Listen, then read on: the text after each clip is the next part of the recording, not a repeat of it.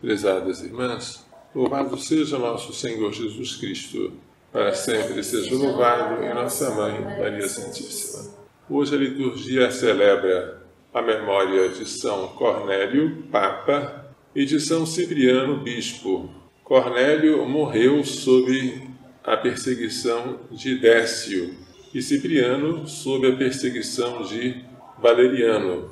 Eram grandes amigos e a sua amizade fortaleceu a Igreja numa época de tribulação. A liturgia hoje nos fala da primeira carta aos Coríntios, no seu capítulo 15, em que São Paulo fala da realidade da ressurreição de Cristo.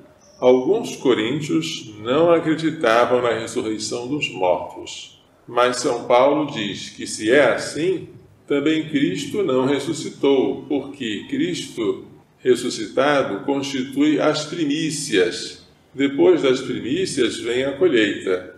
Se de fato nem sequer houve as primícias, então não houve a colheita. Se os mortos não ressuscitam, Cristo não ressuscitou. E mais ainda, a ressurreição dos mortos tem como causa e modelo a ressurreição de Cristo.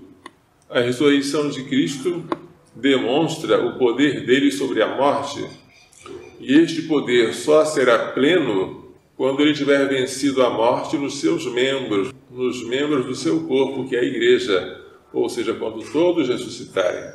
Negar a ressurreição dos que morreram é negar a ressurreição de Cristo. Mas se Cristo não ressuscitou, a nossa fé é vã, nós ainda estamos nos nossos pecados, e se temos a esperança em Cristo apenas para esta vida, somos os mais miseráveis de todos os homens.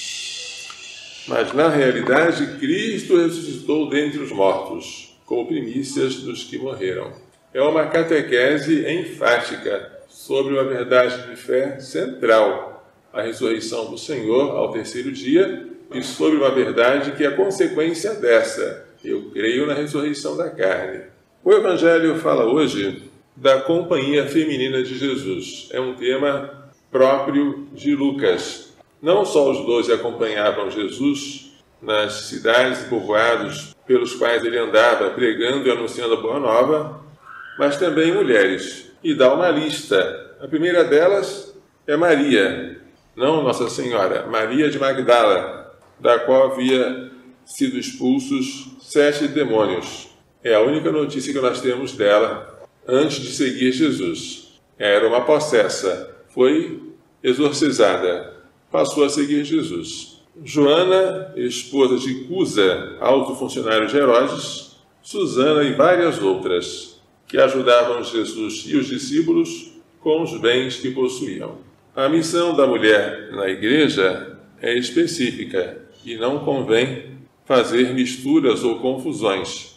Nenhuma destas mulheres, por piedosas que fossem, Jesus chamou para se tornar um dos apóstolos ou para administrar os sacramentos, para celebrar a Eucaristia. A missão das mulheres na igreja é como a missão de Maria, uma missão discreta, mas eficaz. Está presente sempre, disponível, disposta a servir, como os que, sem fazer estardalhaço, colaboram na sustentação de alguma obra. Por exemplo, a dona de casa sustentando com seu trabalho doméstico o lar. Esses trabalhos que não se veem são muito honrosos e não deve ser nosso desejo deixar os trabalhos humildes para preferirmos a ostentação, deixarmos de ser alicerce para sermos fachada. O próprio Jesus, a única vez em que ele aceitou ser mostrado, exibido, foi na cruz. E isso para ser zombado, num trono e numa coroa que não tinham nada próprio de um rei. O trono era a cruz e a coroa era de espinhos. Se as mulheres aceitarem a sua missão de serem discretas, silenciosas, operosas, e de cuidarem da igreja com aquele instinto materno, com aquela vocação materna, a igreja será sustentada pelas suas orações, pelas suas boas obras e pelos seus exemplos. Os nossos mártires de hoje, São Cornélio e São Cipriano, defenderam a Igreja no momento de crise, não só de perseguições externas, mas também porque dentro havia alguns que eram rigorosos demais e não queriam aceitar com facilidade os cristãos que haviam caído em pecado nas perseguições, que haviam adorado os ídolos.